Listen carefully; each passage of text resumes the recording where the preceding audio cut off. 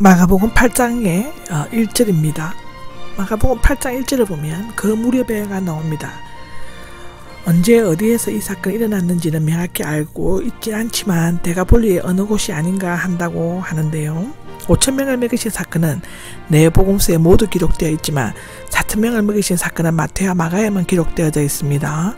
마가와 마태의 이야기는 거의 똑같은데 마가는 3절에는 만일 내가 그들을 굶겨서 집으로 흩어보낸다면 길에서 쓰러져 버릴 것이다 라고 덧붙이고 있습니다. 주목할 것은 마태는 부정 과거 분사를 사용하는 데 비해 마가는 6절에서보다 생생한 역사적 현재를 사용하고 있습니다.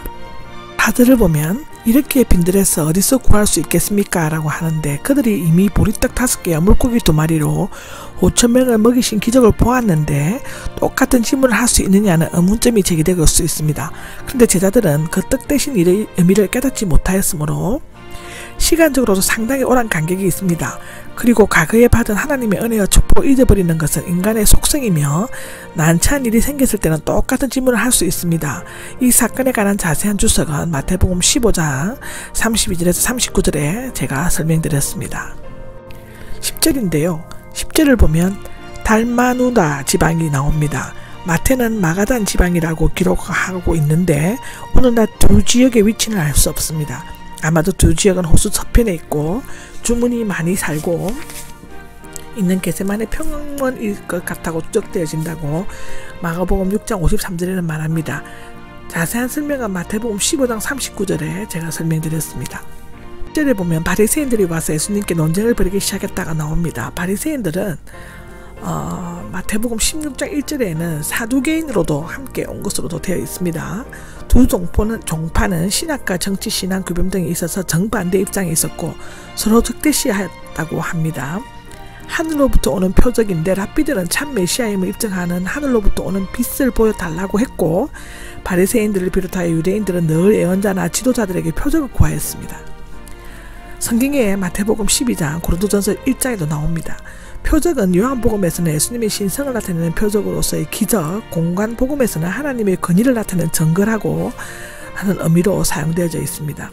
지금까지 그들은 여러 기적들, 즉 병 고치신 일, 빵 먹이신 일을 보았지만 그것으로는 만족하거나 메시아라는 증거를 받아들이지 않고 하늘로부터 오는 큰 표적들, 즉 모세의 만나나 여호수아가 해와 다른 멈춘 일이나 사무엘에 의해 뇌성과 비 이런 것 등을 말한다고 합니다. 시험하려고가 나오는데 사탄은 강례에서 하나님의 아들의 증거를 보이라고 시험했죠. 이를 거부하심으로써 물리치셨습니다. 표적은 믿음의 방패가 되지 못하고 믿는 자들은 복이 있다라고 요한복음 20장 29절에는 말하고 있습니다. 만일 표적을 보여준다고 할지라도 그들은 바알세불을 들먹이거나 다른 핑계를 대고 거부했을 것입니다. 그들의 목적은 예수님을 시험하여 없애려는 것이었기 때문인데요. 하늘로부터는 하나님에게로부터의 뜻으로 유대인들은 직접적으로 하나님이라고 말하는 것을 항송스럽게 여겨 하늘로 표현을 하였습니다. 하나님은 하늘에 계시기 때문이라고 합니다. 12절에 보면 예수님께서 영어로 깊이 탄식하시면서가 나옵니다. 신약에서 본문에만 발견되는 이 단어는 강력한 뜻을 담고 있는 합성어이며 마가복음 7장 34절보다 더 강한 의미입니다. 유대민족의 종교 지도자들이 보인 이기적인 형식적인 이성적인 태도에 대해 마음 밑바닥으로부터 분노가 치밀어 올라 깊은 탄식을 하는 것을 나타내고 있다고 하는데요. 이 세대에는 어떠한 표적도 주어지지 않을 것이다 라고 하는데, 즉 바리새인들이 요구하는 그런 표적은 주어지지 않을 것이지만 요나의 표적은 예외적이다는 것입니다. 영적 통찰력을 가진 자의 표적이 없어도 세대를 분별할 수는 있지만 없는 자는 비록 표적이 주어져도 참으로 하나님 앞에 해결할 수가 없습니다.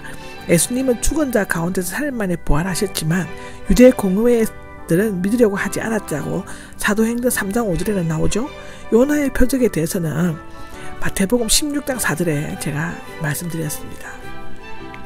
14절과 15절을 보면 빵을 가져오는 것이 되어 있는데 바리새인들은 누룩과 헤롯의 누룩, 주석 마태복음 16장을 보시면 됩니다. 마태복음에는 바리새인들과 사두개인의 누룩으로 되어 있습니다. 사두개인들 중에는 세속적 정치 세력인 헤롯 당원이 되는 자들이 많이 있었는데 실제로 사두개인들은 현세주의자들이었다고 마가복음 12장 18절에는 말하고 있습니다. 바리새인들은 위선적인 생활을 하고 있었으며 늘 앞뒤가 맞지 않았다고 하는데요. 그들은 사랑과 같이 강조해야 할 법을 무시하면서 사소한 조항에 집착했으며 외적인 표정만을 구하였다고 합니다. 헤롯의 누룩은 그의 악덕과 음행, 살인, 하나님의 종에 대해 악의를 품는 등으로 말하고 있습니다. 16장을 보면 서로 수군거리면서가 나오죠. 미활료 시상은 제자들이 계속해서 언론한 것으로 나타내고 있습니다. 예수님은 그릇된 교인에 대해 걱정하셨는데요. 제자들은 떡 가져오는 것을 잊은 것에 대해 토론하였습니다. 그들은 이미 두 번의 빵의 이적 사건을 통해 예수님께서 함께 계시며 비록 떡 한 개밖에 없어도 떡에 대해 걱정할 필요가 없다는 것을 경험적으로 알고 있었습니다. 그들은 사건 그 자체를 기억하고 있었지만 그것이 주는 신앙적 의미를 기억지 못했으며 또한 그것을 확실히 믿기에는 그들의 믿음의 분량이 너무나 적었습니다. 예수님이 함께 계시면 무엇을 먹을까 마실까 염려할 필요가 없습니다. 하나님의 나라와 그의 의를 구하는 자에게는 그 이 모든 것이 더해질 것이라고 마태복음 6장 33절에는 말하고 있습니다.